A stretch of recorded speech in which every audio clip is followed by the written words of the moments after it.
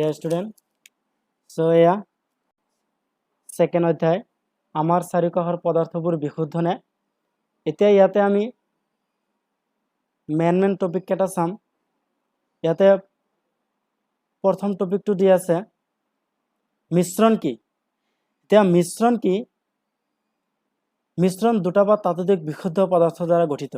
এতিয়া মিশ্ৰণ বুলি ক'লে সচৰাচৰ আমি কি দেখা পাওঁ যে মিশ্ৰণ কি, যে পানী আৰু চেনি মিহলি কৰিছো, এইটো এটা মিশ্ৰণ হ'ব।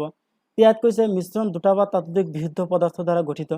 মিশ্ৰণ হ'বলৈ হ'লে পদাৰ্থ দুটা বিশুদ্ধ হ'ব লাগিব, মিশ্ৰণ হ'ব। কিন্তু আমি সচৰাচৰ যদি দেখা পাওঁ যে চেনি পানী আমি মিক্সাৰ বুলি গম পাওঁ। মিশ্ৰণৰ প্ৰকাৰ আছে যে চেনি পানী মিক্স, এইটো মিক্সাৰ হ'ব। তাৰপিছত নিমখ আৰু পানী, এইটো এটা মিশ্ৰণ হ'ব। তাৰপিছত পাম আমি মিশ্ৰণৰ প্ৰকাৰ, যে চেনি আৰু পানী মিহলি কৰিছো, কমপ্লিটলি কি হৈ যাব, মিক্স হৈ যাব। আকৌ যদি আমি পানীৰ লগত যদি মিঠাতেল যোগ কৰোঁ তেতিয়াহ'লে কিন্তু কমপ্লিটলি মিক্স নহয়, পানী আৰু মিঠাতেলটো মিক্স নহ'ব। এইটো হ'ব, এইটো এটা মিশ্ৰণ হ'ব, কিন্তু এইটো মিশ্ৰণৰ বেলেগ টাইপ হ'ব। মিশ্ৰণৰ টাইপ দুটা আছে, যে মিশ্ৰণ আছে দুই প্ৰকাৰৰ মিশ্ৰণ পাম। এটা আছে সমসত্ব মিশ্ৰণ, হোমোজেনিয়াছ মিক্সাৰ, আৰু এটা আছে অসমসত্ব মিশ্ৰণ, হেটেৰোজেনিয়াছ মিক্সাৰ। এতিয়া চাওঁ, আমাৰ ইয়াত টপিকত দিয়া আছে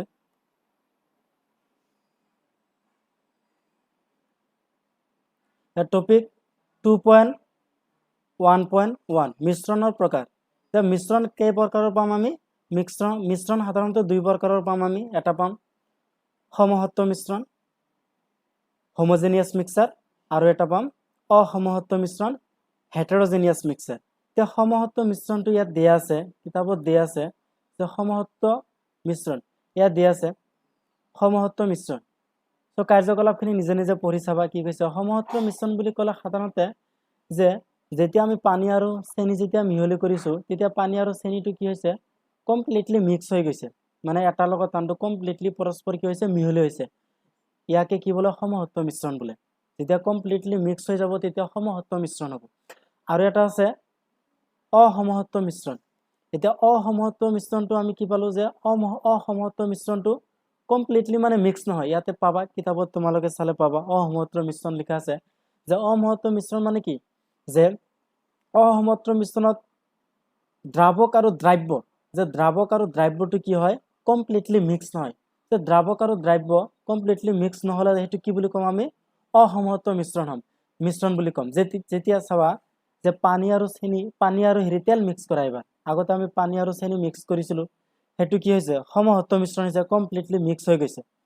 এবাৰ যদি আমি পানীৰ লগত যদি মিঠাতেল যদি আমি মিক্স কৰোঁ, মিক্স হ'ব জানো? নহয়, কমপ্লিটলি মিক্স নহয়, এইটো হ'ব অসমসত্ব মিশ্ৰণ।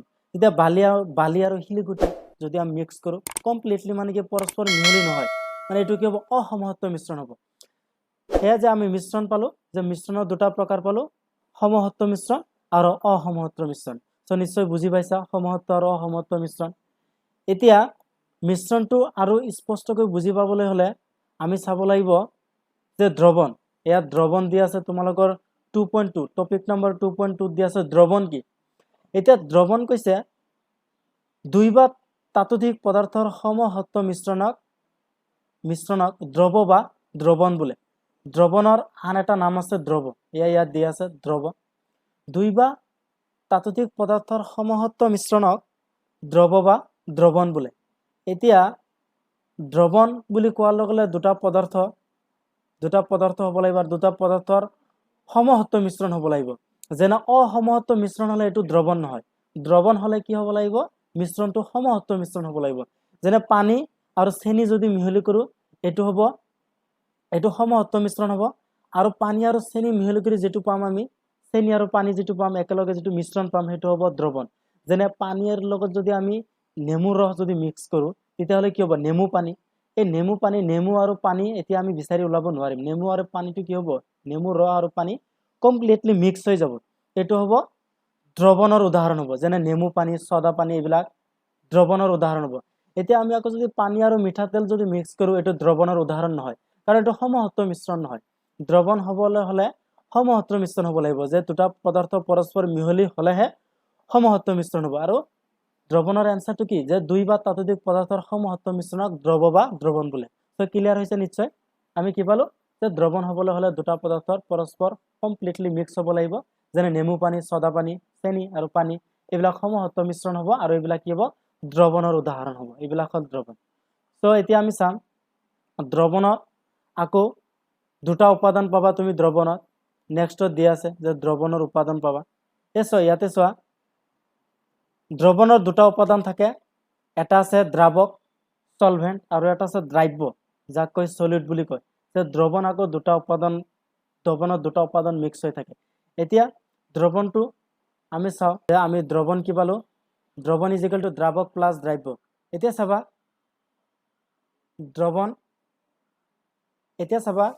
দ্ৰাৱক যদি দ্ৰৱণ হিচাপে যদি আমি ল'ব লওঁ, এতিয়া দ্ৰাৱক কি হ'ব, যদি আমি পানী হিচাপে পানী যদি লওঁ, পানী হ'ব দ্ৰাৱক আৰু দ্ৰাব্য।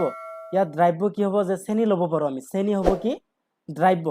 এতিয়া চাবা দ্ৰৱণৰ দুটা উপাদান থাকে, এটা হ'ল দ্ৰাৱক আৰু এটা হৈছে দ্ৰাব্য। দ্ৰৱণ ইজ ইকুৱেল টু কি হয়, দ্ৰৱণ ইজ ইকুৱেল টু দ্ৰাৱক প্লাছ দ্ৰাব্য।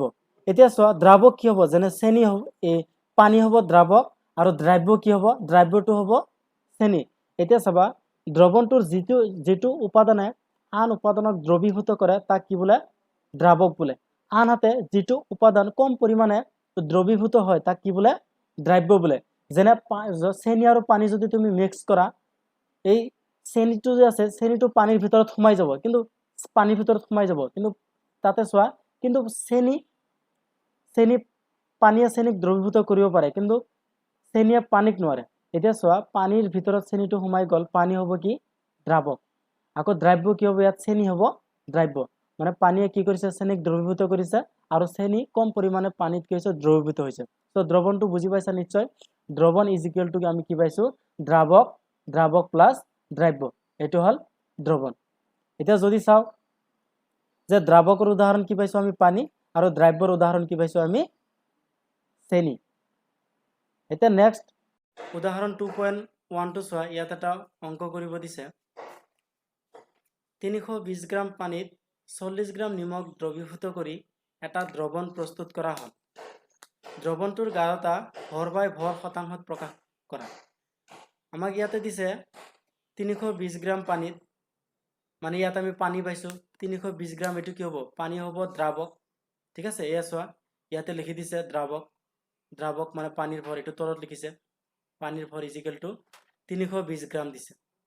তাৰপিছত চোৱা 40 গ্ৰাম নিমখ দ্ৰৱীভূত কৰি এটা দ্ৰৱণ প্ৰস্তুত কৰা হ'ল। তাৰপিছত চোৱা ইয়াত নিমখ দিছে, নিমখটো কি হ'ব, দ্ৰাব্য হ'ব, নিমখটো পানীৰ ভিতৰত সোমাই যাব। চোৱা আমি ইয়াত গম পালো দ্ৰাব্যটো কি হ'ব, নিমখ হ'ব। এই চোৱা ইয়াত দ্ৰাব্য মানে নিমখৰ ভৰ দুইটাই লিখি দিছে, নিমখৰ ভৰ ইজ ইকুৱেল টু কিমান দিছে, 40 গ্ৰাম দিছে। আমি জানো যে দ্ৰৱণ ইজ ইকুৱেল টু কি আছিল, দ্ৰৱণৰ ভৰ ইজ ইকুৱেল টু আছিল, দ্ৰৱণৰ ভৰ ইজ ইকুৱেল টু কি আছিল, যে দ্ৰৱণৰ ভৰ ইজ ইকুৱেল টু আছিল দ্ৰাব্যৰ ভৰ প্লাছ দ্ৰাৱকৰ ভৰ, এই দুটা আছিল। যে দ্ৰাব্যৰ ভৰ প্লাছ দ্ৰাৱকৰ ভৰ, এই দুটা প্লাছ কৰিলেহে দ্ৰৱণৰ ভৰ পোৱা যায়। এতিয়া চোৱা দ্ৰাব্যৰ ভৰ কিমান দি আছে, 40 গ্ৰাম প্লাছ দ্ৰাৱকৰ ভৰ কিমান দি আছে, 320 গ্ৰাম। দুটা যোগ কৰিলে কিমান পাবা, 360 গ্ৰাম। চোৱা 360 গ্ৰাম পাইছো আমি। এতিয়া চোৱা ভৰ শতাংশত দ্ৰৱণৰ গাঢ়তা ইজ ইকুৱেল টু, চোৱা আমাৰ ফৰ্মুলা আগৰ দিয়া আছে, চোৱা আগতে ফৰ্মুলা দিয়া আছিল, দ্ৰৱণৰ গাঢ়তা ইজ ইকুৱেল টু কি আছিল, দ্ৰাব্যৰ ভৰ ডিভাইডেড বাই দ্ৰৱণৰ ভৰ, এইটো আছিল আমাৰ ফৰ্মুলাটো, এইটো আছিল। কিন্তু ইয়াত পাৰ্চেণ্টেজত ওলাব দিছে, ইনটু 100 পূৰণ দিছে। ঠিক আছে, 100 শতাংশত ওলাব দিয়াৰ কাৰণে ইয়াত 100 পূৰণ দিছে। তাৰপিছত চোৱা 40 দ্ৰাব্যৰ ভৰ কিমান পাইছো আমি, 40 গ্ৰাম, 40 বহাইছে।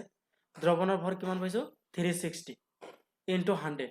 এতিয়া চোৱা কেলকুলেশ্যন কৰিলে তুমি পাবা 11.1%। চোৱা 0 কাটি দিয়া, ইয়াতে চোৱা 0 কাটা যাব, এইটো 0 কাটি দিয়া। তাৰপিছত 4 4 কাটি দিয়া, 4 36 কাটি দিয়া, কেইবাৰ যাব, 9 বাৰ যাব, 4 9 গুণ 36। এতিয়া 9ৰে তুমি 100ক ডিভাইড কৰা, 100টো ওপৰত আহি যাব। এতিয়া কি পাম আমি, 100 ডিভাইডেড বাই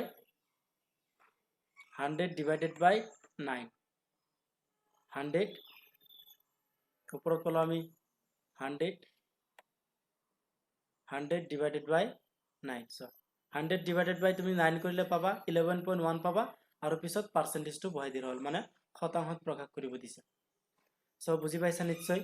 এতিয়া আমি নেক্সট চোৱা আৰু এটা আমাৰ টপিক আছিলে অধিক জানিবৰ বাবে, তাতে আছে চোৱা এইটো সংকৰ ধাতু। আমি নেক্সট ভিডিঅ'ত চাম সংকৰ ধাতু কি হয়, যে সংকৰ ধাতু দুই বা ততোধিক ধাতু নাইবা এটা ধাতু আৰু এটা অধাতুৰ সমহত্ব মিশ্ৰণ। যে সংকৰ ধাতু যদি আমি চাওঁ, এলুমিনিয়াম যদি চাওঁ, বিশুদ্ধ এলুমিনিয়ামটো কি হয়, খুবেই কোমল হয়। যদি বিশুদ্ধ এলুমিনিয়াম যদি কিবা কামত যদি আমি ব্যৱহাৰ কৰোঁ, চ' উচ্চ তাপমাত্ৰাত কি গলি যাব পাৰে, সেইকাৰণে ইয়াৰ লগত ধাতু বা অধাতুৰ কিবা মিশ্ৰণ কৰি মানে যোগ কৰি ব্যৱহাৰ কৰিলে কি হয়, যথেষ্ট সক্ৰিয় হয় আৰু টান, মানে যথেষ্ট টান হয়। চ' আমি সংকৰ ধাতু যিটো আছে এইটো আমি এক্সট্ৰাকে আৰু এটা ভিডিঅ'ত চাম। আমি অধিক জানিবৰ বাবে এইটো আমি এক্সট্ৰাকে আৰু এটা ভিডিঅ'ত বনাম। চ' আজিলৈকে মানে, চ' থেংক ইউ ভেৰি মাছ।